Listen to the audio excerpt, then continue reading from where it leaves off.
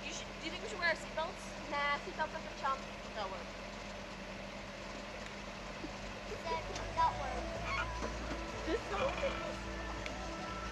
Oh!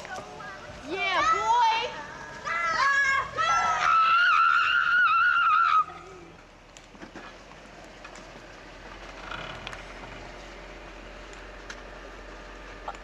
You know, we really should have wore our seatbelts because, you know, every hour in America, someone dies simply because they take 2 seconds to put on their seatbelt.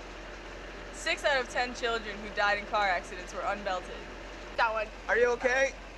I told you to buckle up! What do I do? Maybe we should have wore our seatbelts. Let's go.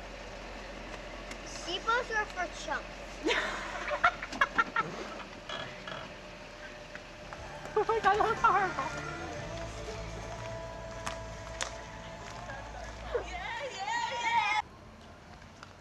Wearing your seatbelt will increase your chance of survival by 50%.